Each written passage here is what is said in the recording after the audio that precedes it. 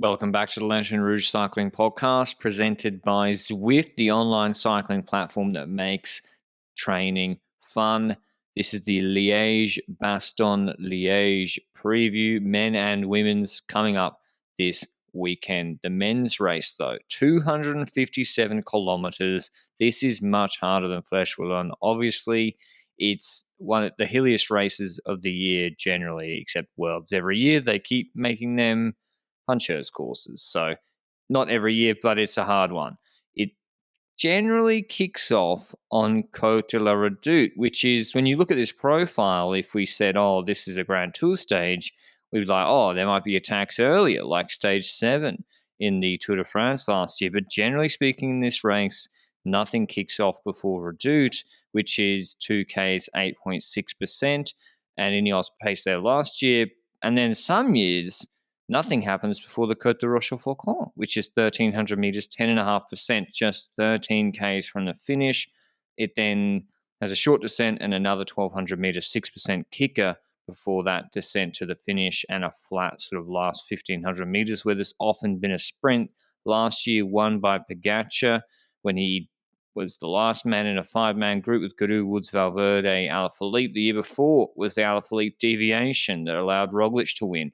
Hirschi or Pog were going to win, I think, 75% Hirschi. The year before that was Fuglsang era, pre-COVID, and as we know, that's barely relevant for current cycling. But what do you think, Benji? We're going to talk about this route, what teams could do.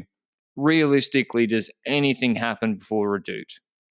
Before La Redoute, I would say no. Perhaps there's like one rider that tries to anticipate La Redoute, then tries to get away beforehand, gets over the top and wants a gap over the top. But I don't think any favorite will likely make a move, or any outsider really, before we get to La Redoute. La Redoute is an option, kind of a place where riders can anticipate the upcoming climbs and can try and make moves to make sure their leader is in a seat behind, stuff like that. And then Rochefoucauld is the final battle, I dare to say. But I do expect some riders, like, we'll talk about him in a bit. Tim Wellens is one of those riders that might be attacking in between the climbs and not necessarily on the climbs. So it's not because there's climbs on the road that only attacks on the climbs will happen. And after Redoute, before Rochefoucauld, there's not that harder section. You remember Carapaz attacked last year in between that section. I think Pogacar was closing down moves. Yep. Haig was there. There's this horny climb. It's like 1K, 6%, not that hard between it. And otherwise, it's false flat downhill or actual proper downhill. Let's talk about Ineos. I know they're not, again, like in Roubaix, we said they don't have a 5-star favorite, but the team is so strong. And they have been so active in the classics that the team as a whole is a favorite for this race. I'm reluctant to put too much stock in Flèche, Benji, but Pidcock hasn't looked good. And my theory coming up before Flèche was what they did at Amstel or Brabants, and it was be very, very aggressive, put Pidcock in a seat, and attack with riders up the road. But after seeing Pidcock dropping out of Flèche, the lead group, before the pace was even on, can they afford to use Martinez like that, Benji, and not actually have him save for himself on Rochefoucauld? I don't think so, but they don't necessarily need to go with Martinez then. I think there's options in the likes of Carlos Rodriguez here. So they've got so many good riders. Let's talk about their team. Rodriguez is here, Dani Martinez, Pidcock, Kwiatkowski, Geraint Thomas. Like, those are 5 decent climbers, I would dare to say, and that's a team that can make the race harder for competition. The issue that I see is when we look at the comparison of LBL, a combination of an attrition race, versus Amstel, which is also somewhat attritionist, but is also about the team dynamics in the last 2 kilometers, allowing that attack by Kwiatkowski and Kosnefat towards the end, where Pidcock was able to sit back. If I look at this parcours, I'm like, well, where are they going to do it? They either need to make the race very hard on La Redoute and then create a situation where they have the upper hand in numbers and attack between La Redoute and Rochefoucauld, because if they wait until Rochefoucauld, the numbers won't be useful anymore, you know? Yeah, and I guess they got Frailer. He was good in Paris Stage 8 to try and do something. Kwiato, I think, will be a domestique, of course. Rodriguez is a good call because he's an outstanding... This guy's a top descender. He is really smooth, good descender. That's the problem always with the Martinez solo is 5 Yeah, seconds he gains, 5 seconds he'll give straight back.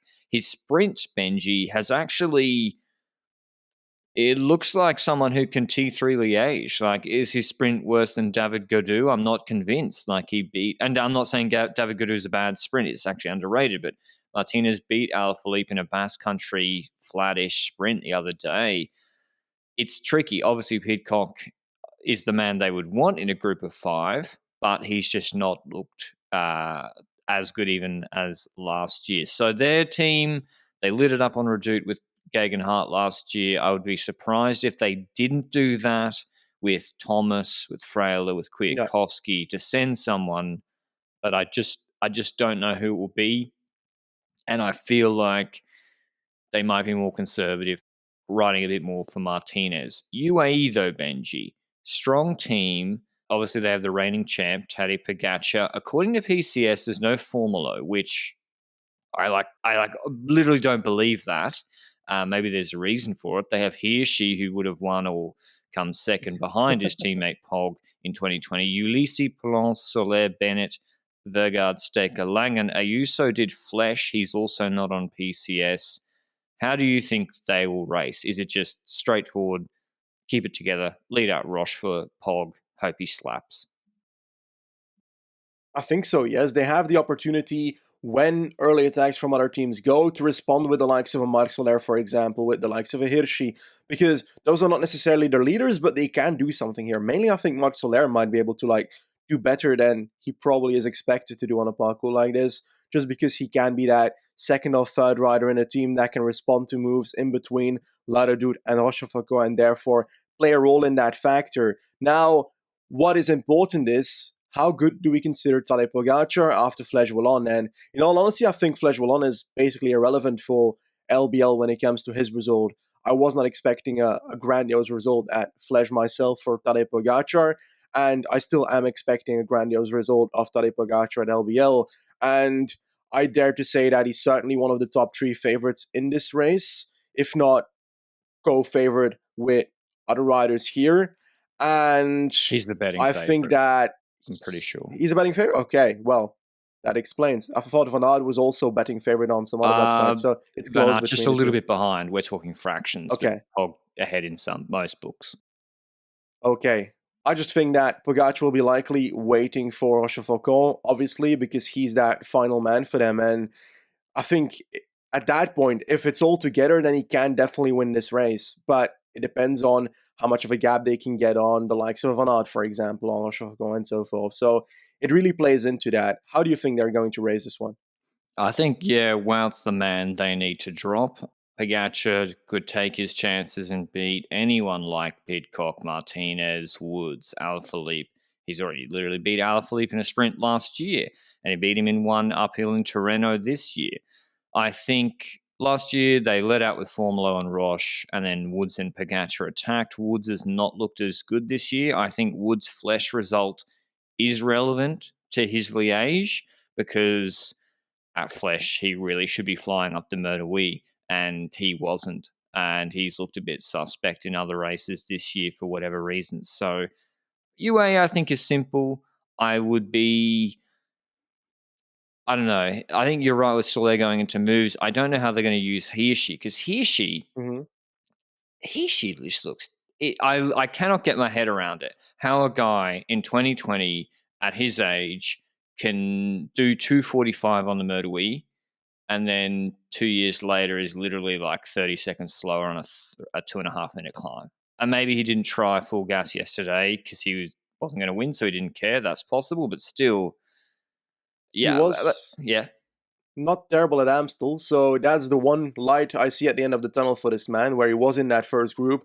Yes, he missed the move of Kwiatkowski, but that's like the only thing I see this year that is shining like, okay, perhaps he might be able to step up when it comes to LBL, but you're right about Mudehui. On paper, he should be able to do better there, and yeah, definitely, I dare to say he should have done better.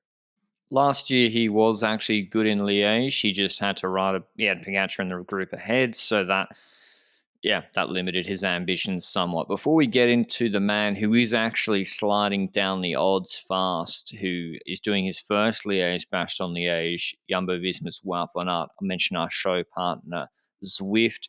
At the moment, Zwift wants to know your ultimate power-up on Zwift. You can vote on their round one choices in the comments on Instagram. It's like a NCAA bracket if you follow American sports. And my personal one, no questions asked, is the Aero Boost. That's my favorite because I always get dropped on descents and I have to catch up. What's your one, Benji?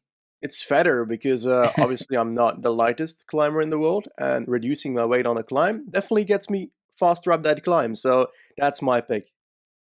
What was the one we said that we wanted to introduce? The Mario Kart blue shells or Yeah, the bananas? bananas to be able to like Bananas. have negative power ups for the competition, but we're very dark minds in on Zwift, so we'd like to play the cards evil.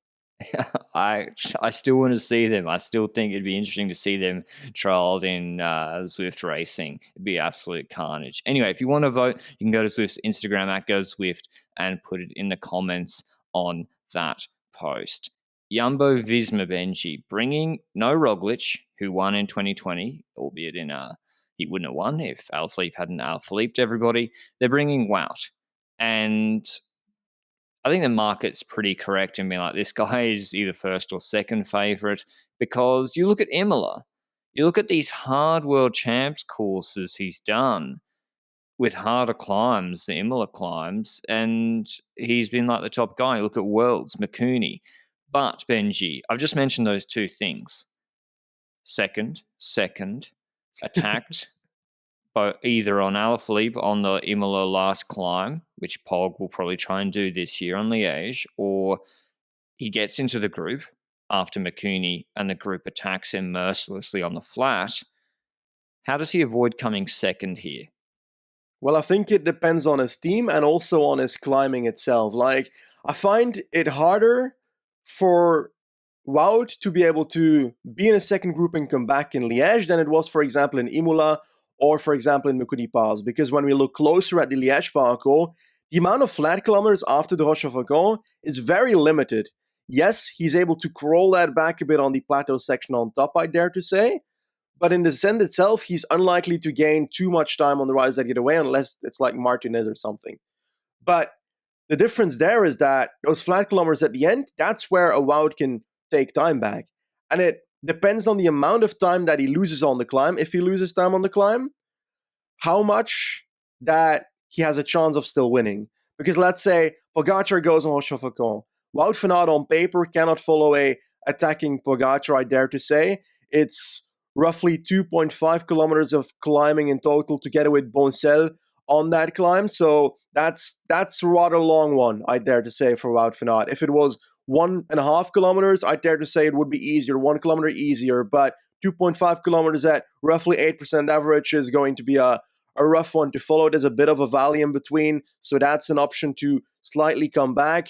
It all depends on how much time he can limit himself to lose on that climb to make sure he has an option of crawling back on top and on the flat section afterwards. And I think it also depends on who is with, for example. Let's say that a Mohoric is with him in the group behind.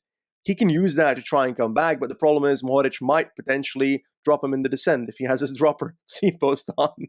But how do you see Wout van Aert winning?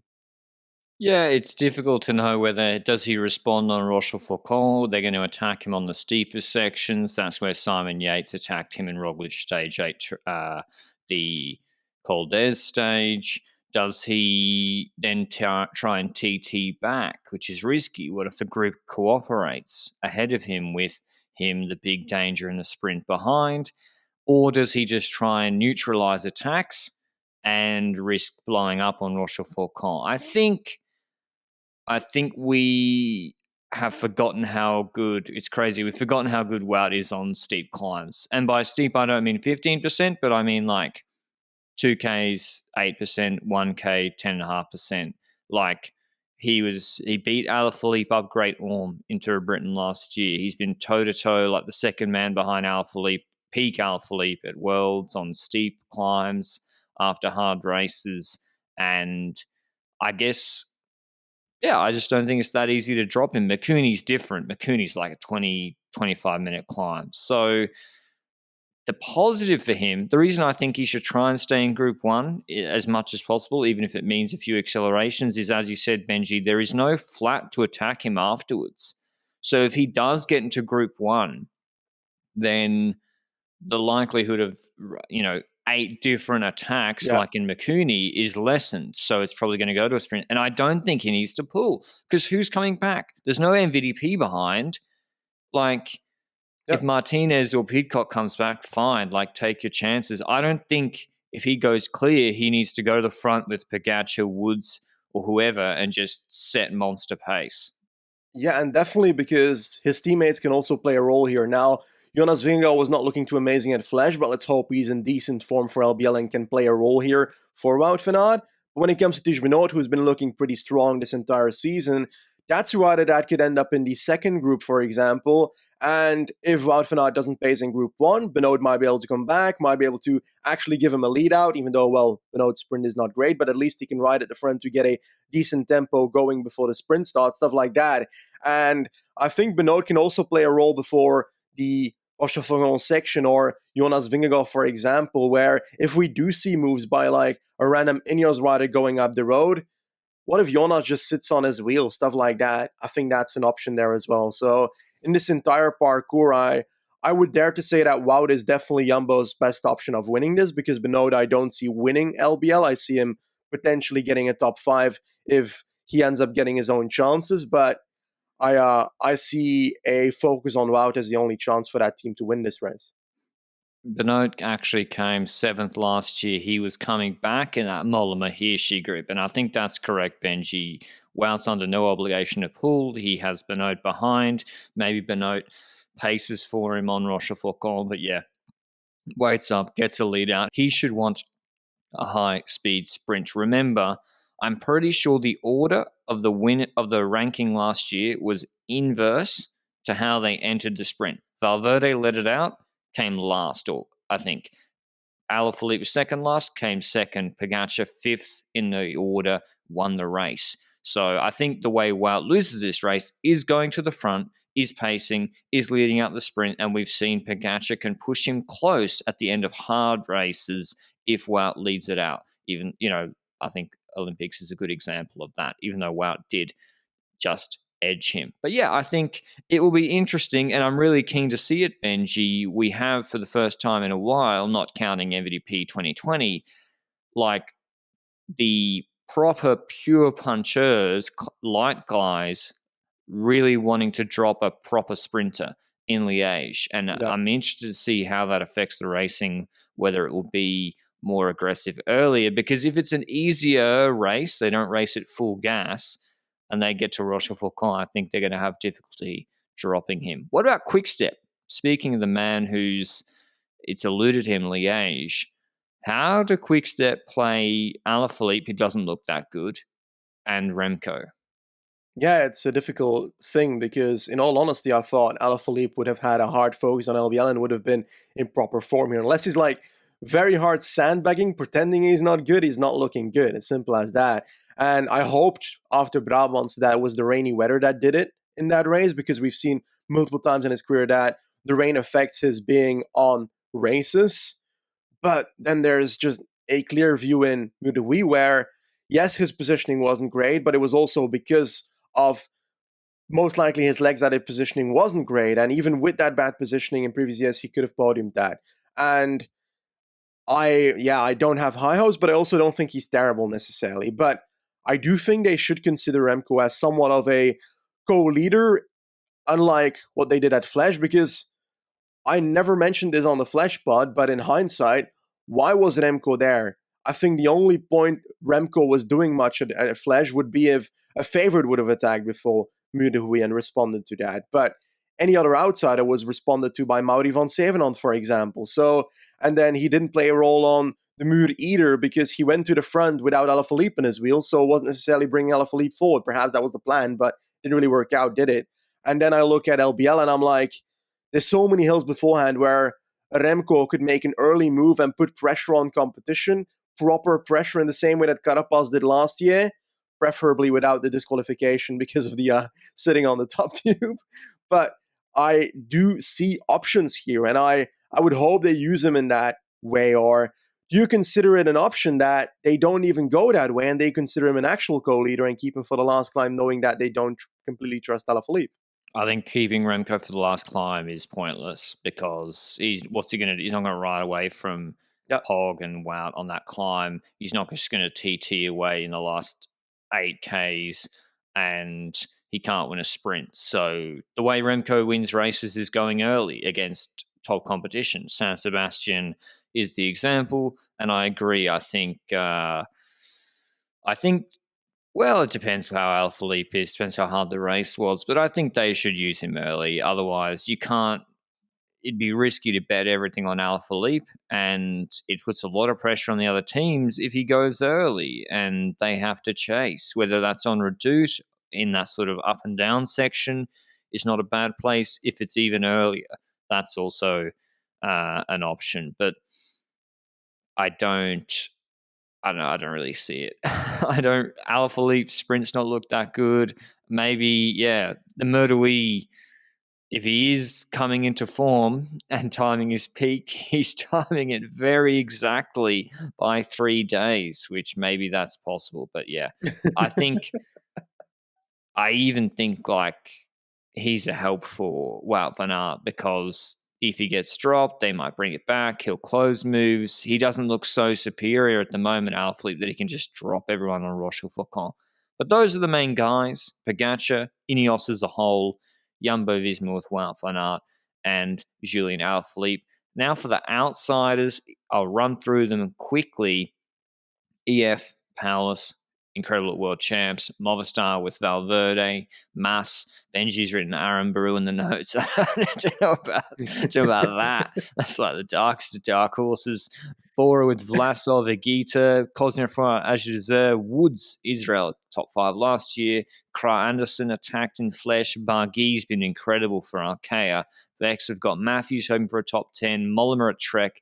Enemy Johannesson at UNOX. Jay Vine will beat him head-to-head. He's here for Alpecin and Wellens for Lotto. But the big team is also Bahrain. Turns, winner of Flesh. Moritz, who came 4th, I think, in the 2020. Caught them after Rochefoucauld. Pools, Haig, Petrago, Landa.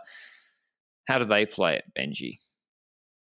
Honestly, I think they've got so many riders that are on a solid level that I'd argue they kind of need to split up the team in riders that go early versus riders that go late. I think Dylan Teuns is the rider you wait until the last climb with, in my opinion. And Mohoric is the kind of rider that needs to try and just hold on Rochefoucauld and do what he did in 2021 and 2020. 2020, yeah.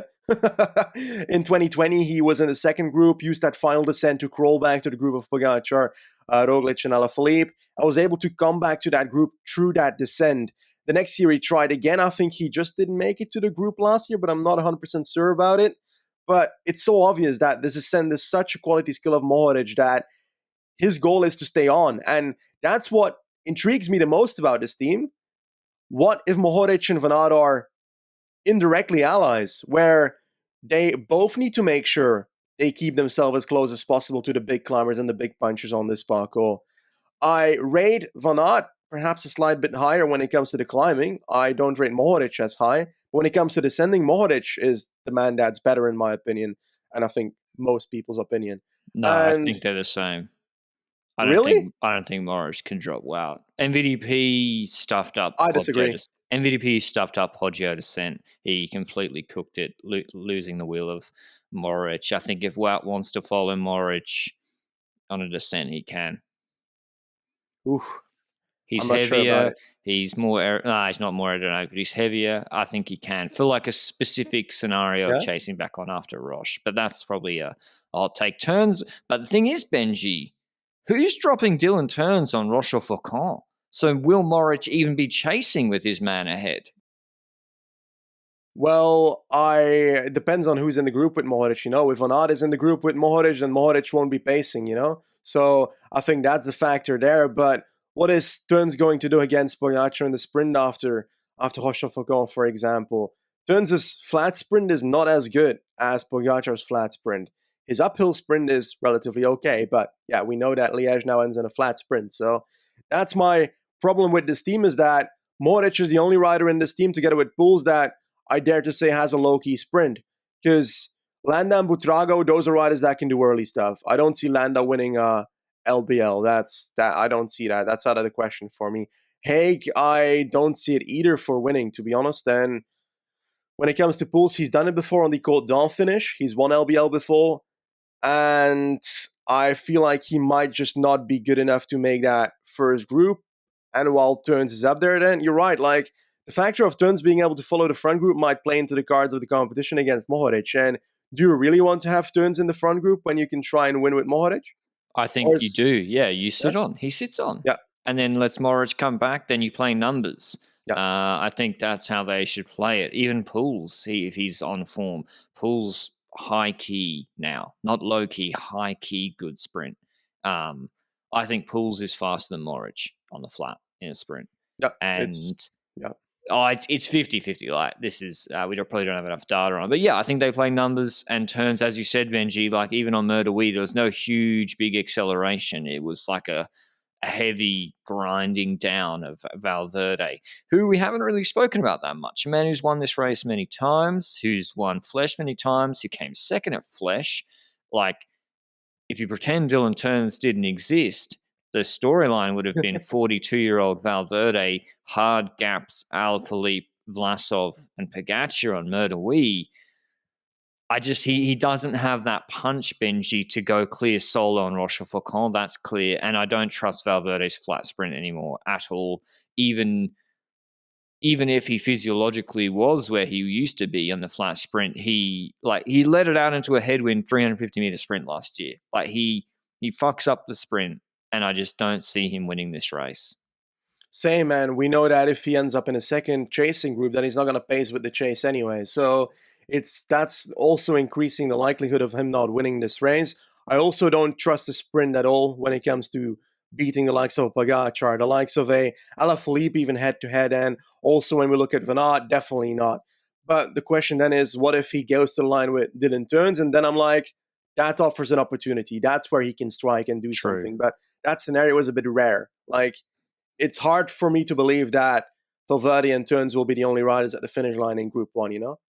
Well, yeah, because then you have Pogacar and Wout van Aert relaying behind. Valverde will finesse. It just seems very implausible. Remember that Valverde didn't really want to pull too much after Rochefoucauld. It was Pogacar going to the front and pulling that really kept that group ahead, and then they obviously stalled in the last kilometre. That's why I think Wout's favourite, because there's group style stupid, and maybe there's a possibility where Valverde's in a group with Turns, with Pog, with Alaphilippe, and two of those guys sit on in the last kilometre, and Van Aert comes back, and Pogacar's like, "Are you serious? Now we can't. Now none of us can win." So that's certainly a possibility. But yeah, out of the outsiders, I mean, it's tough to call Valor an outsider. He isn't a top favorite though. I like Vlasov a lot. Vlasov top 3. Yep. Really would not surprise me. He's really punchy. It is a longer race, but third at Flesh. Cuillera in the Vuelta, he was incredibly strong. He's a punchy guy. Yeah, and he's really punchy. The descending's the problem. Yeah, but I don't necessarily think that the descending on this climb alone will be able to drop him necessarily to make sure he's not Woods in the final makes it every sprint. year. Yeah, exactly. That's a perfect example. But when it comes to Vlasov, his flat sprint seems to be better as well this year. Because we noticed I swear he had like a race this year where he was celebrating and the guy next to him was celebrating as well, and he came second on a millimeter. But his low-key sprint, I think Barguil won that one, the one where they both celebrated. But GP and Duran, yeah, Barguil toasted him. Vendrame, no good. Yeah, and I feel like his flat sprint is just better. Just wanted to add that because it will come down to a flat sprint. Then if he's there, then he could compete. But I also find it hard to believe that Vlasov wins the flat sprint at the end, knowing which competition will likely be with him if he's there. No Agita? I don't see anything for Agita. It should suit him. Like, everything should suit him here. But I think the length of the race, positioning in this region, I think he will struggle. What about Paulus, knowing that he's good at these longer hilly classics. We Won haven't San seen much Sebastian. this year. You're right. San Sebastian podium the world champs, or am I misremembering? I can't remember if he podiumed. He was like top 3 strongest. He was fifth. He was fifth, Okay. but it felt like he was better than fifth because he actually tried chasing Alaphilippe's move and stuffed himself with a sprint. But yeah, you're right, Benji. Like Flesh 19th. He's only done stage races. DNF Paris Catalunya, probably sickness. I'm assuming UAE not as good as the year before. I don't know. Would I be surprised if he does well? No, but it's just, yeah, he's just one of those outsiders. Anyone else you like, Benji? What about Johannesson, enemy? I'm taking Vine head-to-head against him. I'm taking Johannesson head-to-head against Fine. I won't put money on it because I can't be fucked logging into my betting account for this. Mate, there's no odds for that. It's for, You we're think there's a doing... market for enemy against Vine? We could maybe make it. I'll contact a bookie. I reckon I'd get good odds too. I'd stack it. Yeah, I'm going Johannesson versus Fine, and my silly argument is that I don't have a clue. I just feel like Johannesson is going to take out Vine, not physically, but in the results. He might do it. He's the enemy. But yeah, another team, they need to perform here. Israel Premier Tech. Woods is just hoarded points at this race for a number of years, and Lombardia last year, second in Liège 2018. In 2021, he came fourth, I think, or fifth rather, and they need him to top 5. He has to. Fulsang looks absolutely shit, and they just signed him to a 3-year deal. Fucking stupid, eh? I mean, fuck. Like, it's their own fault if they get relegated because they spend all this money on Fulsang and Froome. Whereas, like, Clark, who I don't think is on a huge amount of money, he'll probably top 15 this race. Simon Clark's been unbelievable. So they need to perform at this race, Israel Premier Tech, for their survival as a World Tour team, rather. But yeah, that's all the outsiders. I'm going to pick our winners now. I'm going with Wout van Aert as the top guy. I think he gets it done. Even the race that he wasn't targeting, that he seems to have decided to do at the last minute because Roglic is out, which I think suits him really, really well. And my outsider is Ruben Guerrero. Ooh, okay. That's intriguing. When it comes to my pick, like, can I just point out that 90% of the time when we reach the pick section in our previews, you pick the exact pick that I've been waiting the entire episode to say, so I have to think about somebody else. I always go first. So it won't be Wout van Aert in my eyes, I'm afraid. I'm afraid that Wout van Aert cannot win. He'll come second again, because that's how the law says it's supposed to be. So the winner is going to be, Jesus, I don't know. I guess I'm going to go for Tadej Pogacar, because he was overrated at MSR and he was overrated at Fledge when it comes to people thinking that he could drop everybody on the Poggio with utter ease, and on even the Cipressa, some people said. And then we look at Fledge and people said that he was going to win that relatively easily. But when it comes to LPL, I actually think that he actually has a chance of winning this properly, because he should be a favorite on paper in my eyes, because Wout van Aert always gets second. So how can you put him as favorite? He needs to be second favorite. Well, because he has Benoit to pace from here, and Roglic refused to pace for Wout van Aert in Imola, so therefore he would have won that race. So... Yeah, about that. Where is Roglic? Why is Roglic not pacing for Wout van Aert here? He came back from his injury. He's apparently relatively okay, but not doing it for prevention reasons, according to what I read. I think, was it Wilderflits or something this morning? And he's not going to LBL. I thought... Belgians are going to be up in arms, pitchforks in the air, because he won't be pacing for Wout van Aert. Ooh. He's completed it, mate. He's already won. Other dark horses, Rob Stannard on Alpecin Phoenix, and I really like Søren Kragh too, if he goes early with a Remco move. Hopefully Remco goes early. This is not the best race in the world often. Hopefully, we're praying Remco goes early with Godriguez and we have ourselves a nice open battle for at least an hour of racing. But yeah, that's all from the Liège men's preview. Thanks, as always, to Zwift for supporting the Lanterne Rouge Cycling Podcast, and we'll see you with the recap of both the men and women's races on Sunday. Ciao.